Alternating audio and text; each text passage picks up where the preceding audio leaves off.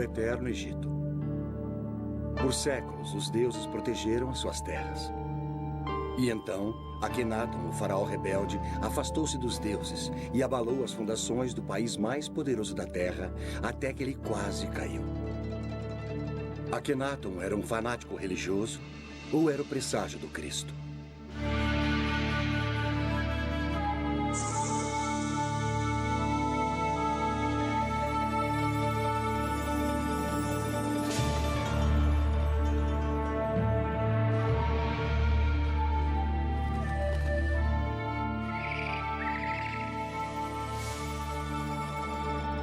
Os grandes egípcios.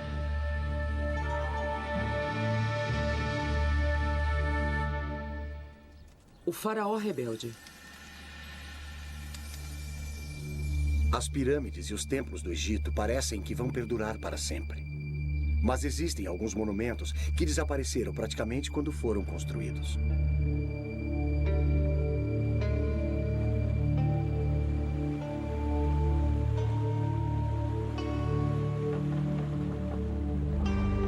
A 322 quilômetros da pirâmide de Gizé está Amarna. Sob suas areias desérticas estão os restos de um dos locais mais enigmáticos do Egito. Coisas estranhas aconteceram aqui há 3.000 anos. Nasceu uma nova religião. Um faraó desfigurado morreu. E os egiptólogos ainda estão tentando descobrir o que aconteceu.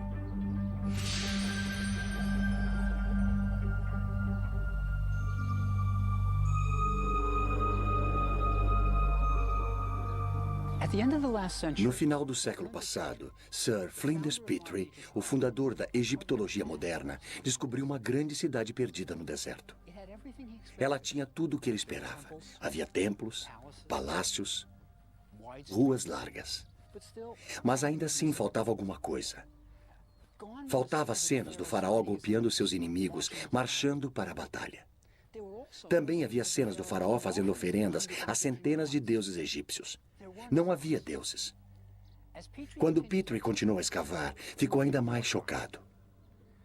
O faraó era mostrado desfigurado, com o rosto alongado, seios, quadris largos e coxas grandes.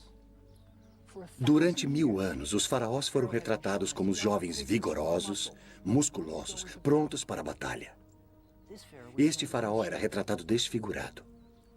Era quase como se uma criatura de outro planeta tivesse sido deixada no deserto egípcio.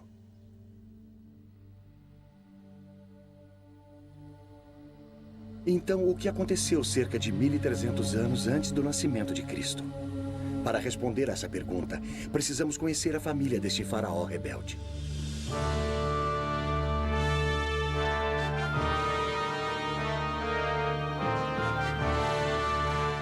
Era a época mais gloriosa do Egito. O Egito nunca tinha sido tão rico, poderoso ou estado mais certo de si. Ao longo de todo o Nilo, artífices construíam grandes templos para homenagear a centenas de deuses. Se agradassem aos deuses, o Egito prosperaria.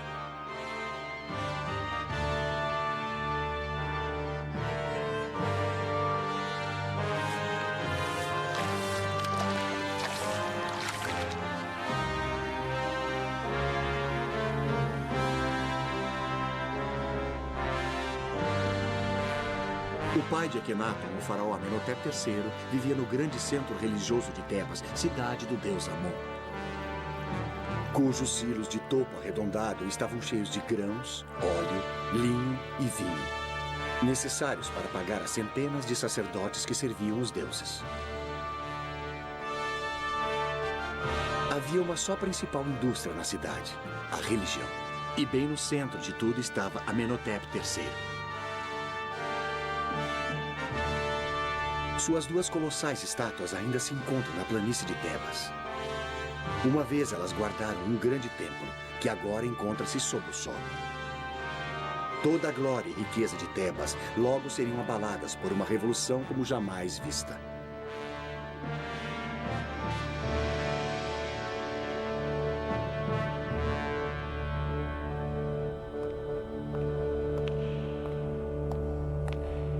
Amenhotep III comandava as coisas durante os anos de glória do Egito. Então não é de surpreender que a maior estátua do Museu do Cairo seja dele, com a sua família. Ali está Amenhotep III, e ali está sua esposa, a Rainha Ti. Eles tinham 6 filhos, e o importante era como as crianças eram tratadas. 4 eram meninas. Ali está uma delas. A estátua é uma espécie de retrato de família, e todas as 4 filhas receberam títulos importantes. Também havia um filho, Tutmoses. Ele recebeu o título de alto sacerdote de Mênfis. E havia mais um filho chamado Amenhotep, em honra ao pai. Ele não está nesta estátua. Ele não está presente em nenhum registro real. Há um verdadeiro mistério aqui. Por que a família real ignorava completamente o seu filho mais novo? Mesmo durante a sua tenra infância, parecia haver algo de errado. Talvez ele fosse apenas uma criança estranha com ideias estranhas.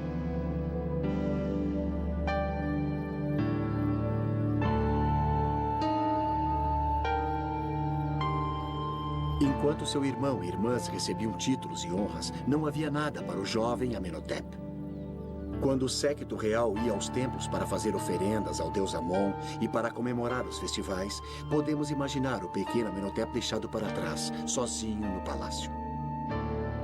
Até mesmo o deus Amon rejeitava o garoto.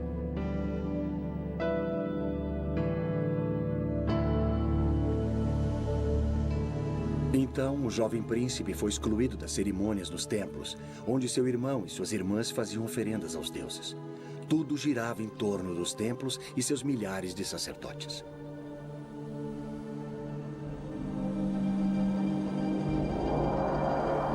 Os faraós orgulhosamente inscreviam nas paredes dos templos a quantidade de ouro, prata, gado e terras que davam para os deuses. Em um ano apenas, um faraó deu ao templo 51 quilos de ouro, 907 quilos de prata, 2.268 quilos de cobre, 25 mil jarras de vinho, incontáveis filões de pão, 300 medidas de linho fino e 12 mil acres de terras.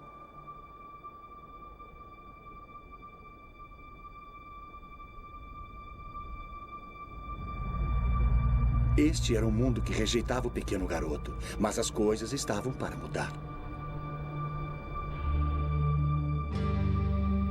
Depois do faraó, a pessoa mais importante da família real era a Rainha Ti, a grande esposa do rei. Quando Amenhotep III casou com Ti, ele enviou o que então foram os primeiros telegramas do mundo. Proclamações de casamento esculpidas em placas em forma de escaravelho e enviadas a países estrangeiros. Elas diziam: tomei uma esposa, a Rainha Ti, senhora das 2 terras. Seus pais são Uia e Tuia. Os pais da nova rainha não pertenciam à realeza. Para qualquer um que lesse as entrelinhas, a mensagem era clara. Minha esposa é uma plebeia, mas é melhor vocês a aceitarem como a rainha do Egito. Sua escultura denota uma mulher poderosa, do tipo que conseguia o que queria. Sua ambição parecia concentrada em Amenhotep, seu filho, que mais tarde mudaria o seu nome para Akhenaton. O que a Rainha Ti queria era que seu filho Akhenaton fosse o faraó do Egito. O irmão mais velho de Akhenaton tinha morrido, mas havia outros pretendentes ao trono. Eles eram os jovens filhos do faraó com suas outras esposas. Sob circunstâncias normais, qualquer um deles poderia ter sido faraó. Mas foi o patinho feio da Rainha Ti que se tornou rei. É uma curiosa sutileza da história, mas devido à determinação de Ti de colocar Akhenaton no trono do Egito, nós ainda vivemos com as consequências.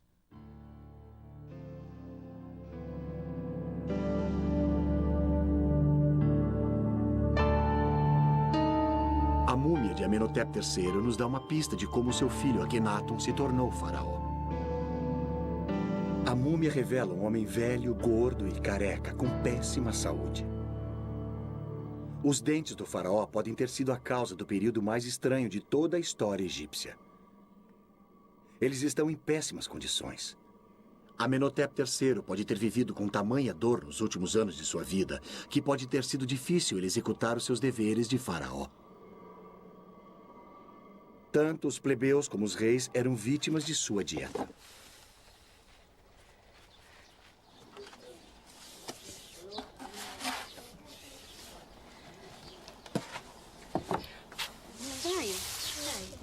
Todos os grãos do Egito eram moídos na pedra. Isso parece bastante saudável, certo? Exato.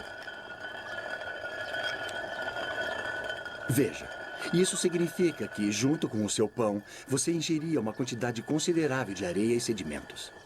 Passar anos comendo pão egípcio moía os dentes, expondo as suas raízes à deterioração. Por mais habilidosos que os médicos egípcios fossem, eles não eram dentistas. Então, restava ao pobre Amenhotep III tentar aliviar a dor como pudesse. Ele pode ter sido sedado com vinho ou talvez com ópio. Se ele não estivesse em condições de tomar decisões, provavelmente seria fácil para a poderosa rainha Ti escolher o seu filho adolescente para ser o próximo faraó. Levado até o topo por sua ambiciosa mãe, o garoto rejeitado se tornou o rei do Egito. Mas que tipo de faraó seria o estranho rapaz de 18 anos?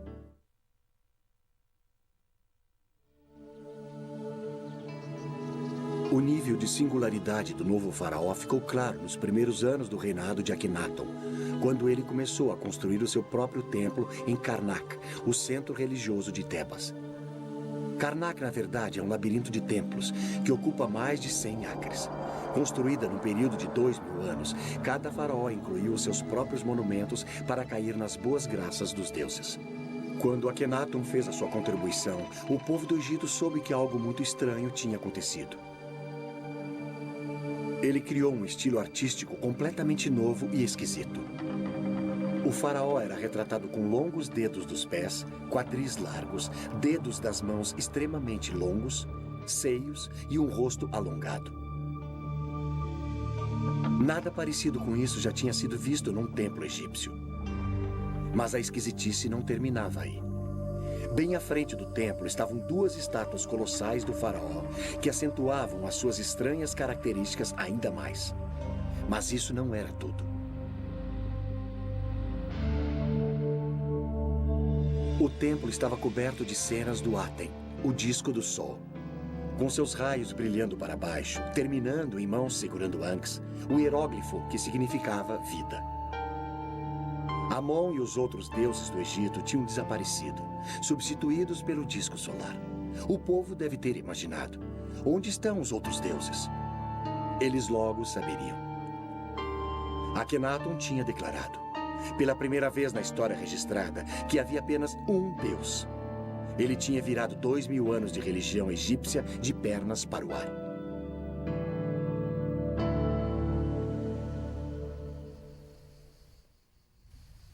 No início deste século, escavadores encontraram uma grande quantidade de blocos esculpidos que tinham sido reutilizados como enchimento na construção de um projeto de um faraó posterior.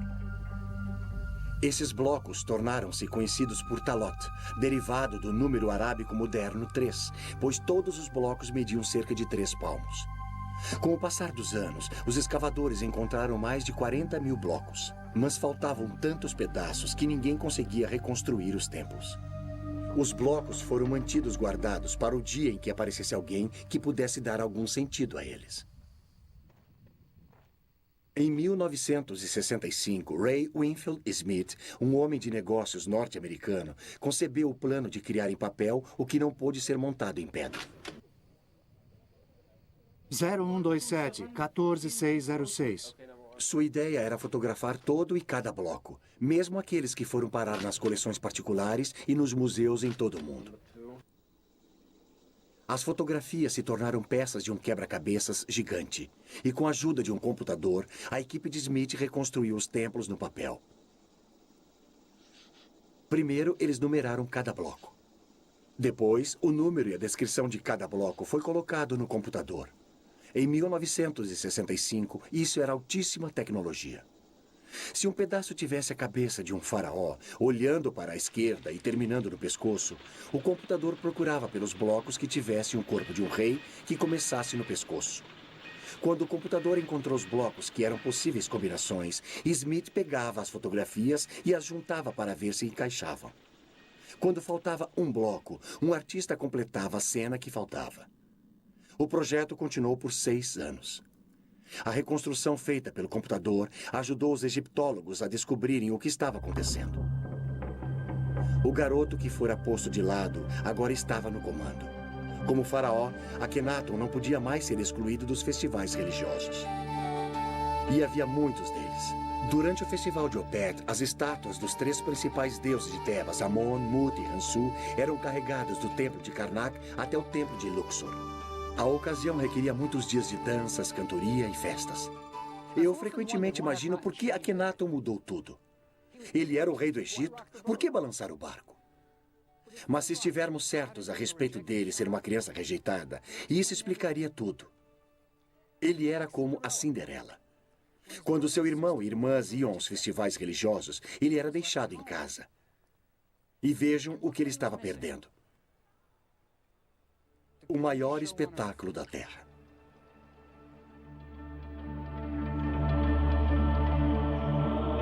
À noite, sacerdotes de cabeça raspada cantavam as suas orações para aplacar os deuses do Egito.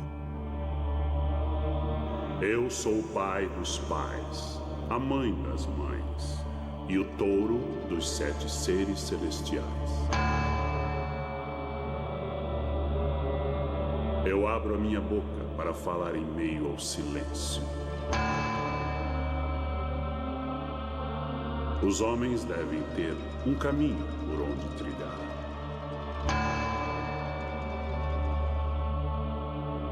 Estas eram cerimônias maravilhosas, e o jovem Akhenaton as estava perdendo.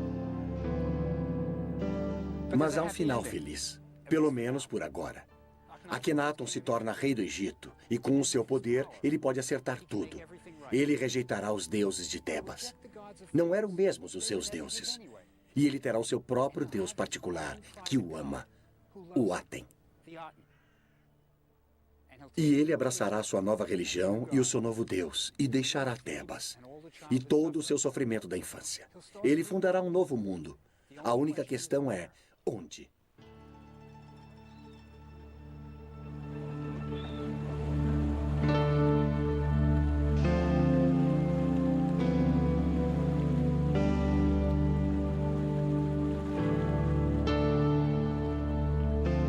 A resposta para a pergunta sobre o local onde Akhenaton deve começar a sua nova vida veio no 5º ano de seu reinado e do próprio Aten.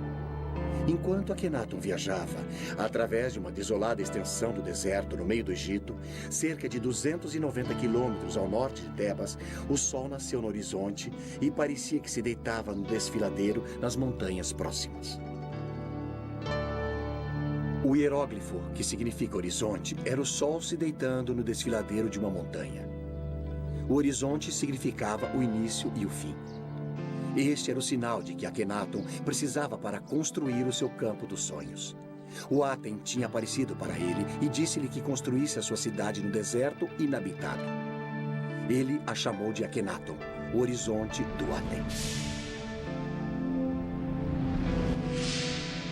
Akhenaton mandou esculpir marcadores de fronteira à volta de sua cidade, relatando sua visão mística. Sua Majestade apareceu em sua grande biga de Electra, como o Aten, quando se eleva no horizonte. Foi o Aten, meu pai, que me disse para construir a cidade. Nenhum burocrata jamais me aconselhou a construir nesse local deserto. Depois de ter recebido a revelação para construir a sua cidade, Akhenaton liderou um pequeno grupo de seus seguidores saindo de Tebas e indo para a árida região desértica que o Aten tinha escolhido, um lugar agora chamado de Amarna. Akhenaton era líder de uma seita e esta seria a sua comuna. Num dos marcadores de fronteira, ele reuniu os fiéis e, enquanto observava as desoladas planícies onde seria construída a nova cidade, ele realizou um culto de adoração. Akhenaton não estava mais sozinho.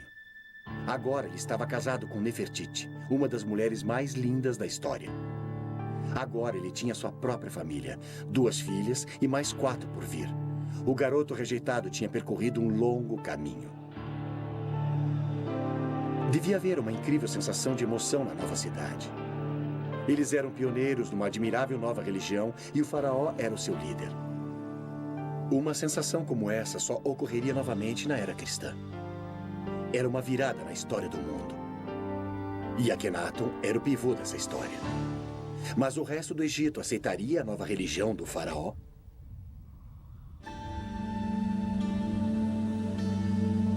As mudanças do faraó rebelde causaram uma grande revolução. E um homem que realmente foi pego no meio da revolução religiosa foi Ramosa, o prefeito de Tebas. Ramosa tinha completado 2 paredes de sua tumba, retratando a ele, sua linda esposa e a família, no velho estilo tradicional. Todos estavam perfeitos, com cada mecha em seu devido lugar, da maneira que eles queriam por toda a eternidade. E então Akhenaton mudou tudo.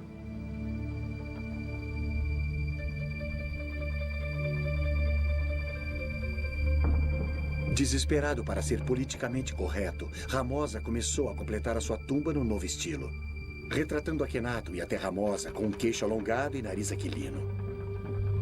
Povos de todo o Oriente Médio reverenciavam Akhenaton. Ramosa também se retratou com colares de ouro, talvez a sua recompensa por mudar para o novo Deus. Ou era um suborno para manter as aparências. O velho Ramosa morreu antes de completar a sua tumba, e a procissão funerária que o enterrou foi rapidamente pintada na parede. Ramosa tinha um pé na religião antiga e um pé na nova. Você imagina o que ele pensou que iria lhe acontecer na próxima vida? Ou se é que havia mesmo a próxima vida? Mas Ramosa não era o único que tinha perguntas.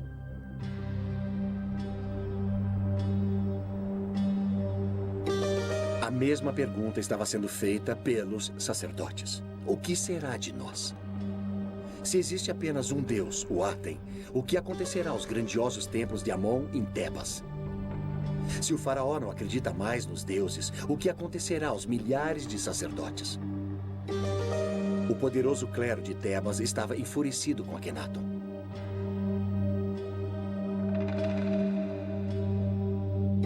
O faraó rebelde tinha declarado seus deuses extintos, tinha desertado da capital religiosa do Egito e jurou nunca mais voltar.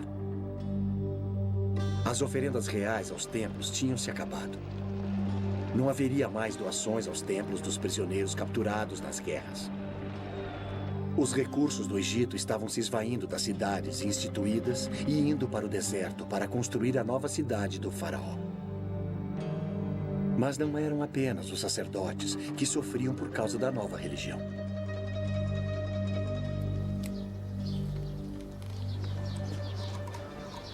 Pense em todas as indústrias que dependiam da velha religião. Os egípcios usavam amuletos, pequenas imagens dos deuses como proteção. Não mais. Os fabricantes de amuletos egípcios que esculpiam escaravelhos, pequenos besouros com as imagens dos deuses e os nomes dos reis, faliram. Os habilidosos escultores de madeira que faziam as estátuas dos deuses que adornavam as casas egípcias estavam sem trabalho. O que Akhenaton estava fazendo? Este é o livro dos mortos. Olha aqui. Lá está o falecido. Você pode ver o que ele está segurando na mão? É o seu coração. O coração era muito importante para os egípcios. Eles acreditavam que se pensava com o coração. E isso até que faz sentido. Quando você fica emocionado, é o seu coração que bate rápido, não o seu cérebro. É por isso que no Dia dos Namorados você dá corações de chocolate e não cérebros de chocolate. E olha aqui, estes 4 deuses, eles estão protegendo os órgãos internos do falecido. Veja, os egípcios eram ressurrecionistas. Eles acreditavam que o seu corpo literalmente se levantaria e funcionaria novamente na próxima vida. Então, você tinha de ter um corpo completo, incluindo seus órgãos internos.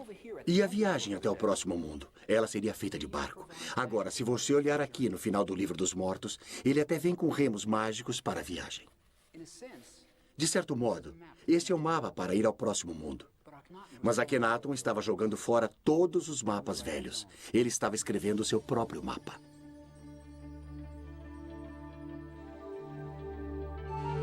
Antes de Akhenaton, as paredes das tumbas egípcias retratavam um próximo mundo muito parecido com este.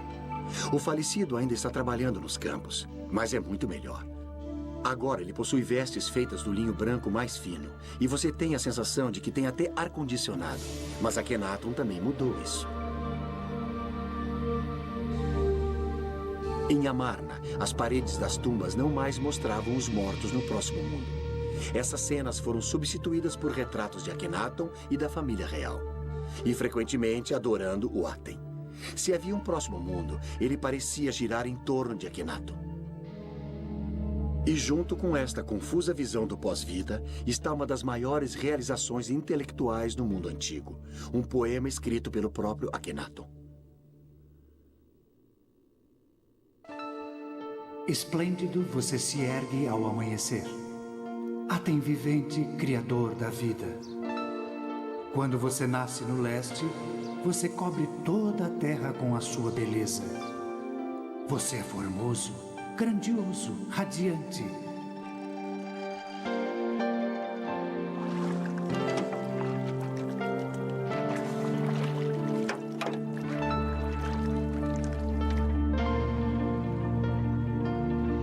Quando você se põe no oeste, a terra fica na escuridão, como na morte.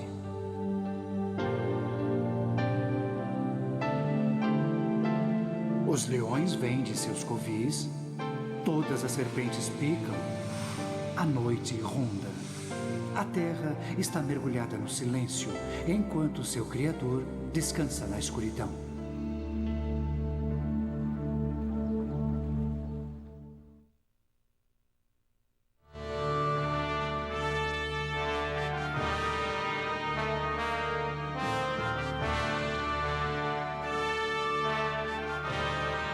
A religião não foi a única coisa que Akhenaton mudou. 1000 anos de arte foram jogados fora. Antes de Akhenaton, a arte egípcia mal tinha mudado com o passar dos séculos. Nós estamos acostumados com mudanças de estilo artístico quase todo ano. No Egito, a arte era para a eternidade. As mudanças eram para ser evitadas.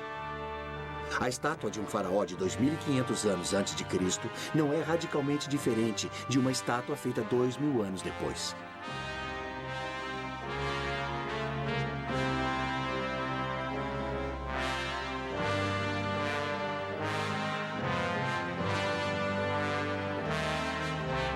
Nada mais de corpos musculosos idealizados.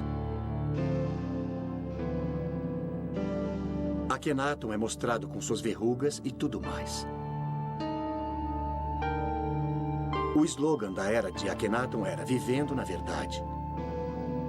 Se o faraó fosse deformado, que fosse mostrado dessa maneira. Nem mesmo a linda Nefertiti estava isenta da nova política da verdade na arte. O famoso busto de Nefertiti é um símbolo de beleza em todo o mundo. Mas enquanto amadurecida, até ela foi retratada com uma má postura e um corpo envelhecido.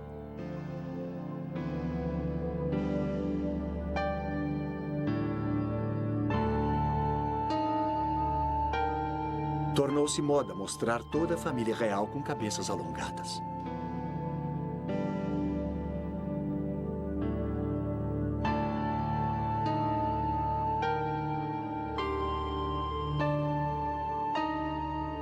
A nova arte não era libertadora apenas para Akhenaton, mas dava aos artistas de Amarna uma nova liberdade.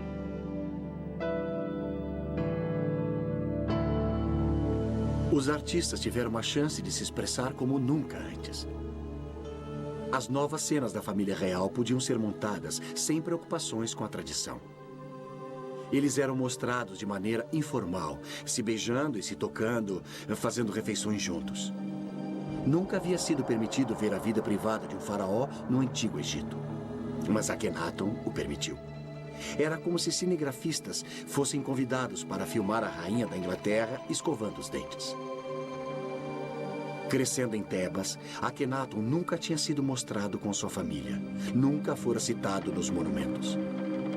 Agora, aqui em Amarna, ele podia sair do armário e dizer: "Me aceitem como eu sou." Pela primeira vez em sua vida, Akhenaton podia ser ele mesmo. Terminada, Amarna era um cenário teatral para comemorar o reinado de Akhenaton. O garoto rejeitado tinha percorrido um longo caminho. Sobre a estrada, uma ponte ligava o palácio à área do templo. Aqui, Akhenaton e Nefertiti apareciam diante do povo numa sacada chamada de Janela das Aparições, atirando ornamentos de ouro e outros presentes àqueles que eles queriam honrar. A cidade cresceu, chegando a mais de 10.000 habitantes. Havia barqueiros, burocratas, mercadores, artesãos, sacerdotes e suas famílias.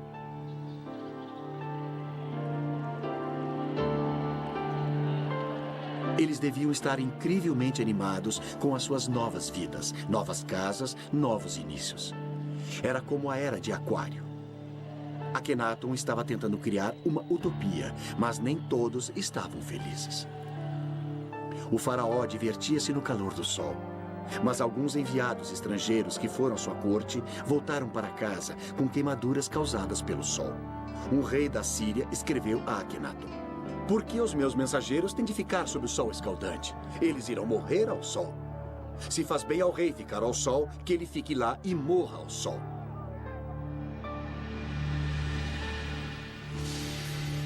Eles eram como os adoradores do sol californianos. Eu sempre penso na corte de Akhenaton com um bronzeado permanente.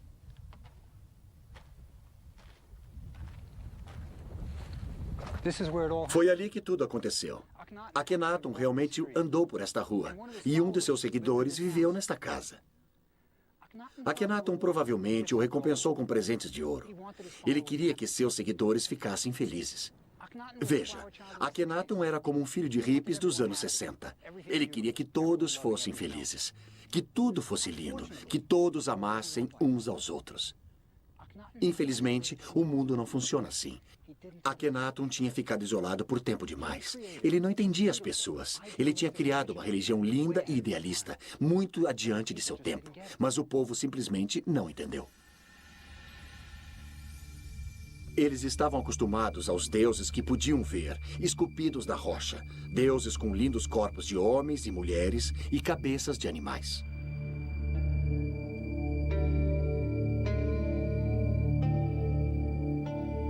O deus de Akhenaton, o Aten, era uma abstração. Era o princípio básico do universo, luz. Os súditos de Akhenaton simplesmente não conseguiam entender isso. Este não era um deus com o qual podiam contar na hora da necessidade.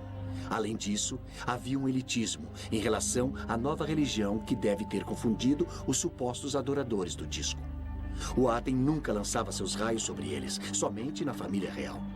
O Aten era o deus pessoal de Akhenaton, dando ao rei desenfreados amor e amparo. Talvez ele tenha substituído o pai que o tinha empurrado para um segundo plano. Eram Akhenaton e a sua família que adoravam o Aten. Todos os outros tinham de se contentar com a luz refletida de Akhenaton. É quase como que se a nova religião viesse em dois tamanhos, plebeu e king size. Nesta cidade sagrada no deserto, Akhenaton foi tirado do sofrimento que tinha experimentado na sua infância em Tebas.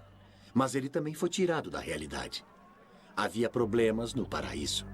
O Egito estava morrendo. Por mais de 10 anos, Akhenaton tinha vivido na sua amada Amarna, com seus pensamentos voltados para a religião e para o seu deus pessoal, o Aten. Mas ninguém ficou cuidando da loja. Era como se o presidente dos Estados Unidos tivesse mudado a sede do Congresso para o Wyoming e começasse a escrever poesias. O exército do Egito, que um dia fora grandioso, tinha enfraquecido. Os países estrangeiros não mais mandavam tributos. Dos remotos postos avançados na Síria e no Líbano, os embaixadores estrangeiros do Egito escreveram ao rei dizendo que não mais eram respeitados. Cartas escritas por um de seus príncipes leais, Reboti, falam da falta de respeito por Akhenaton e pelo próprio Reboti. Escrevendo de sua posição fortificada, ele pleiteou: Eles conspiram entre eles. E assim sendo, receio não haver quem possa me resgatar de suas mãos. Como um pássaro preso na rede, eu me encontro. É preciso lembrar como Reboti estava isolado. Para os soldados egípcios chegarem a ele, teriam de marchar através de Gaza, Canaã, até o Vale de Beká, na Síria, e depois para o norte. Este sempre era um território hostil.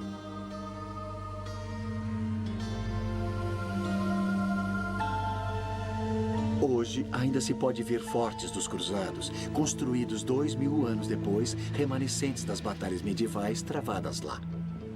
Era dali que Reboti estava escrevendo. Se o exército egípcio não o salvasse, ninguém o salvaria.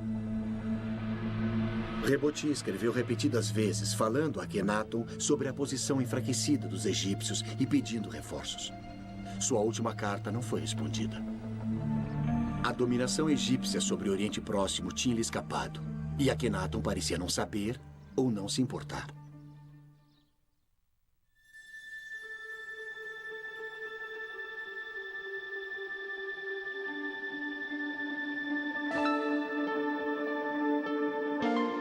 Isolado dos problemas do Egito e talvez da própria realidade, Akhenaton devia estar realmente muito feliz com seu novo Deus, sua nova família e sua nova cidade. Mas após 14 anos de casamento, sua linda esposa e companheira Nefertiti morreu. Sua outra esposa, Kia, também tinha morrido. Então, agora ele não tinha uma mulher ao seu lado. Akhenaton tinha sido criado entre mulheres, 4 irmãs e sua poderosa mãe, a rainha Ti. Nefertiti tinha sempre estado ao seu lado, partilhando seus sonhos. Kia, sua linda esposa secundária, também era importante para ele. Ela até tinha o seu próprio templo. Agora, as 2 esposas estavam mortas. Akhenaton estava sozinho novamente. O grande experimento no deserto estava quase acabado. No 17º ano de seu reinado, com pouco mais de 30 anos, Akhenaton morre e desaparece da história. Algum dia saberemos o que realmente aconteceu em Amarna. Akhenaton realmente se parecia com as suas estátuas? Muitos acreditam que a única maneira de sabermos será com a descoberta da múmia de Akhenaton. É exatamente isso que alguns egiptólogos acham que aconteceu em janeiro de 1907. De todas as múmias reais descobertas, nenhuma causou mais controvérsia do que aquela encontrada na tumba 55 do Vale dos Reis. No início do século, Theodore Davis, um rico americano que fazia escavações no Egito, descobriu uma tumba onde um sepultamento da época de Amarna tinha sido realizado. Essa tumba claramente não fora concluída e o sepultamento fora apressado. Painéis de madeira dourada estavam deitados no chão e contra a parede. Elas traziam a imagem danificada de Akhenaton adorando o disco solar e o nome da rainha Ti.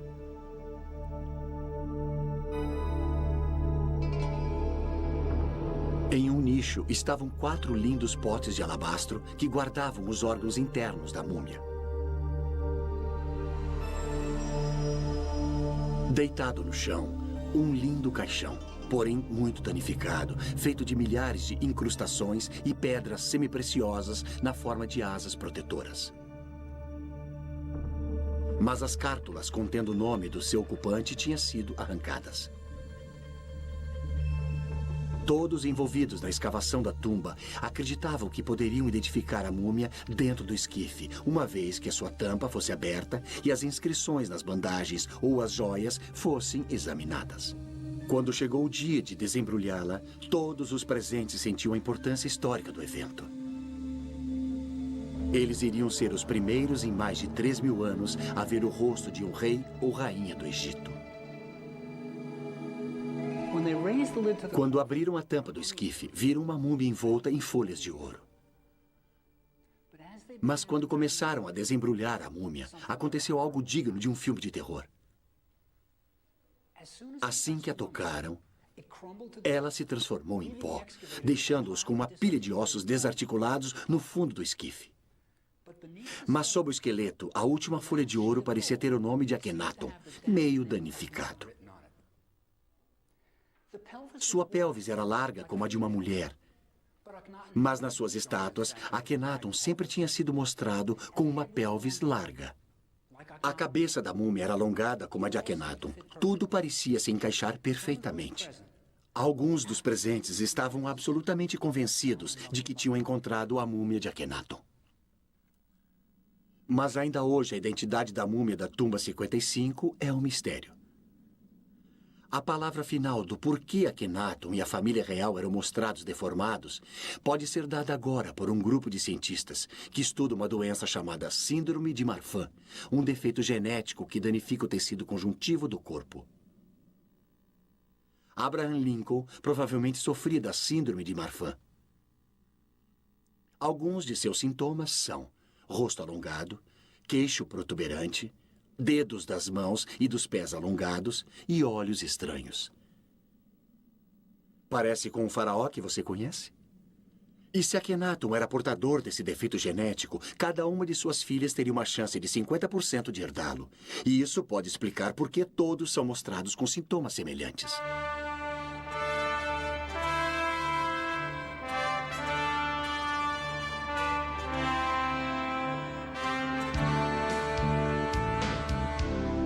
Fiquei extasiado ao descobrir que na minha própria cidade estavam realizando pesquisas sobre a síndrome de Marfan no New York Hospital.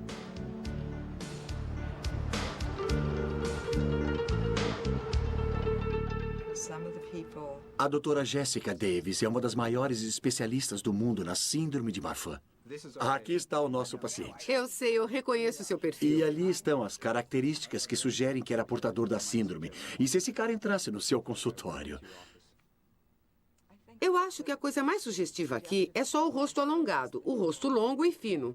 Mas ele também é um indivíduo de boa aparência. Essas seriam as duas coisas a serem analisadas. Alguém que tem características comuns, mas um rosto longo e fino. Então, o diagnóstico da síndrome de Marfan não depende apenas da aparência da face.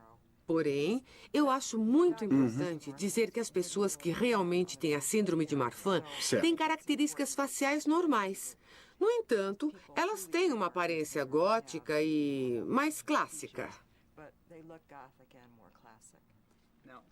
Agora, as mãos alongadas eram típicas da arte desse período.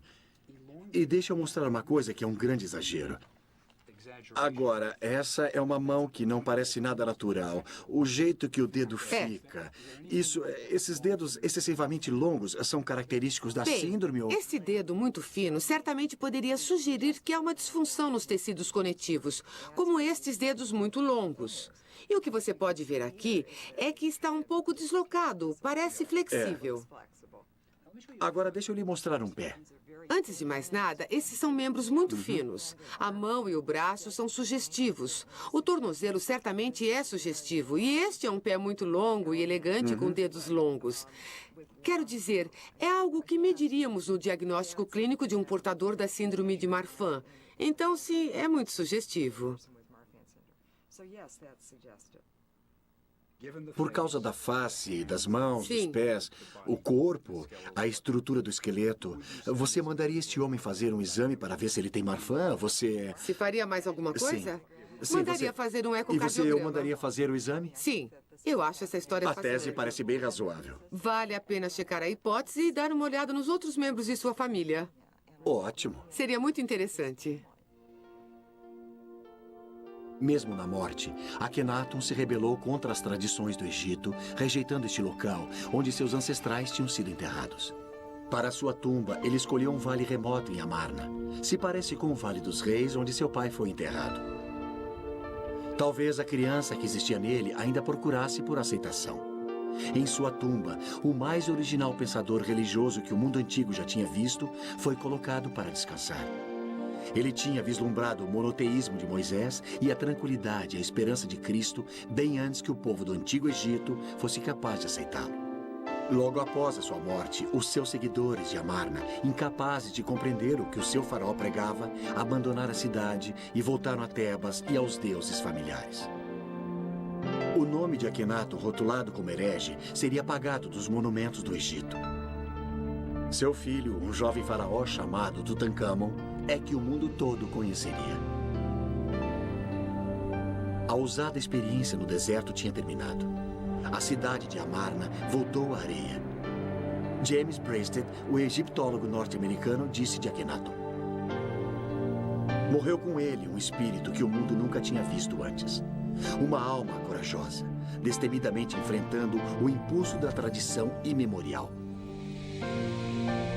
Esse homem, que numa era tão remota e sob condições tão adversas, tornou-se o primeiro idealista e o primeiro indivíduo do mundo. Uma imagem forte, mas com muita verdade.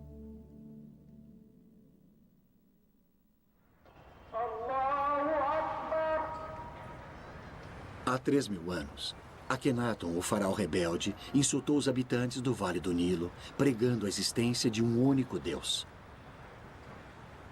Mas menos de 100 anos após a morte de Akhenaton, Moisés pregaria um só Deus, o monoteísmo nas margens do Nilo aos israelitas.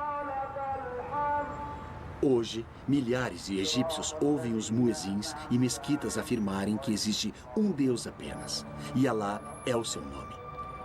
A ideia de um Deus único, uma vez a crença radical de um herege isolado, agora é adotada por muçulmanos, cristãos e judeus em todo o mundo. A visão de Akhenaton continua a viver.